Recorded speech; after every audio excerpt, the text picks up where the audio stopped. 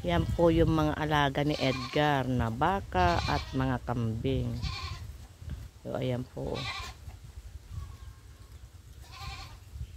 Yan si Manang, hila-hila niya isang kambing. Ayan po, may buntis pa siyang kambing. Ayan ay may buntis pa siyang kambing doon. O, ayan po, puro alaga ng pamangkin ko yung mga ano na yan. Mga kambing na yan. Ayun, meron pa nagpapahinga sa ilalim ng puno. Ayun po yung ano, yung lalaking kambing. O, yung may balbas pa siya. O.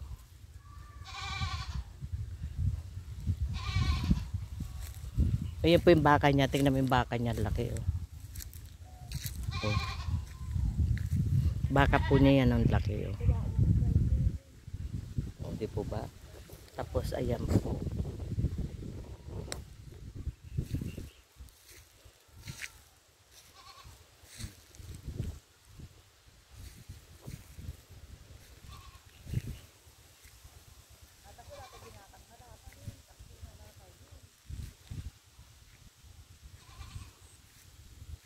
Ayan po, mga kanyang mga alagang ano, kambing at baka. Mga alaga po to ni Edgar, binili pa po niya ito.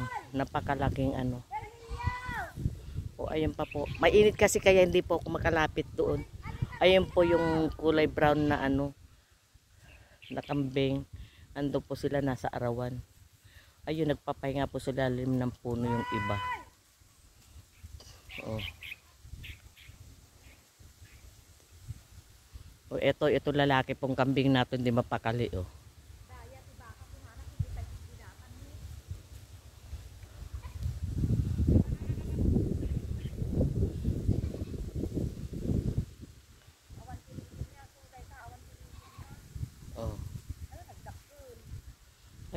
Ayan po yung mga ano, mga baka ng pamangkin, ay baka, kambing po, ayun po yung baka niya oh. Oh. Oh. Yan po yung mga alaga niya, mga kambing. Oh. Ayun pa po yung mga manok.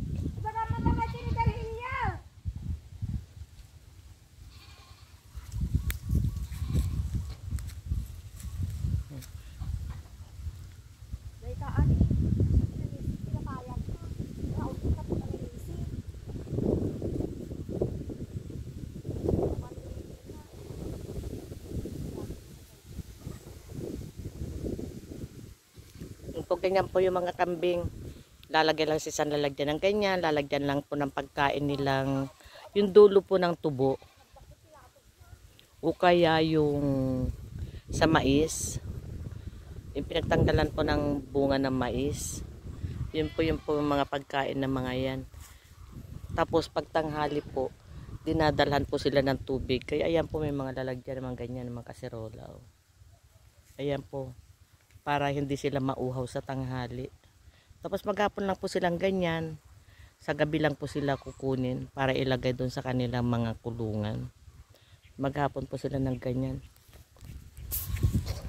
Ito po yung kanyang baka na napakalaki. Oh. Ito po ba, ang dami niya alaga. Namatay pangaraw po yung iba nung binaha po kasi dito. Pagka malakas po kasi ang ulan o kaya bumabagyo, ayan po itong aming lugar, palibhasa po ba na napapaligiran ng ano, ng palayan, ng maisan, kaya ayan po madalas po binabaha kami dito.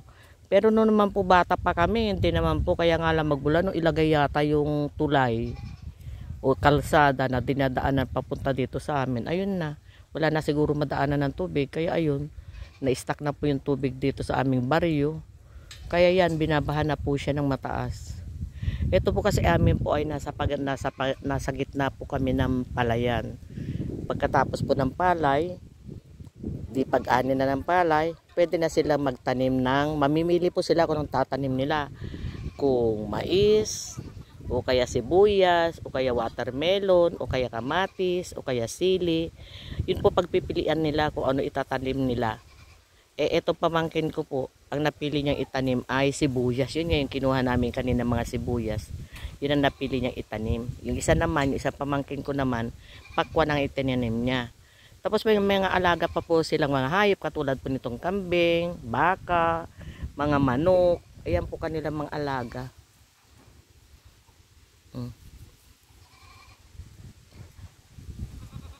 Kaya ayan po. Yun po yung turo na tinatawag nila na malaking kambing. Ayan po. Kaya nanginayang po siya kasi marami pong namatay na kambing, yung parang linamig at nalunod sa baha dahil ang taas po ng baha raw dito nung binaha sila hanggang leeg ng tao. Kaya hindi nakaligtas yung mga kambing sa lamig. Kaya yun, nangamatay sila. Ayun pa po yung mga ibang kambing. Ayun oh. Nakakulong po sila. Yung ibang kambing. Oh, ibang baka naman yung nandun sa labas. Ayan po.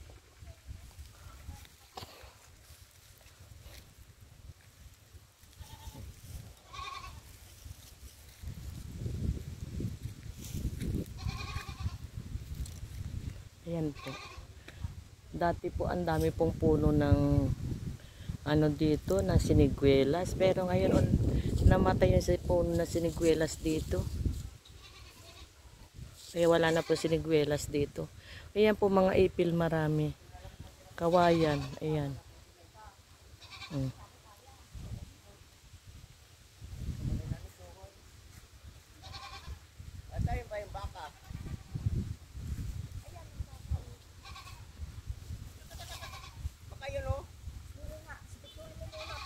Lukon-lukon dito. Baka makakatay tayo ng yun lang naman puro tekano eh.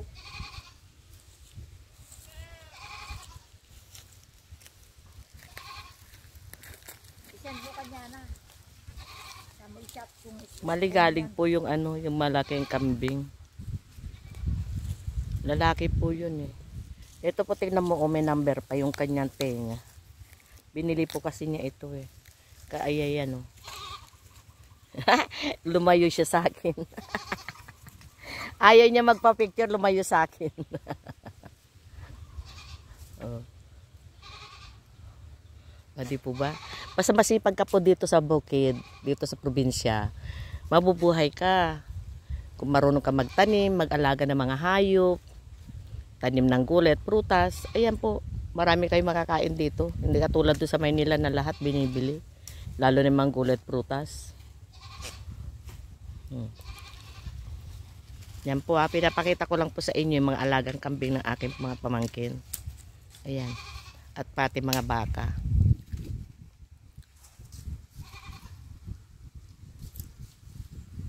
Malawak po itong tinitirhan mang kambing niya.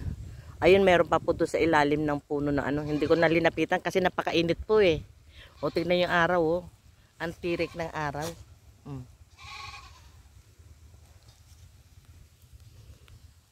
Thanks for watching guys. See you in my next video. Like, comment, and share. Bye.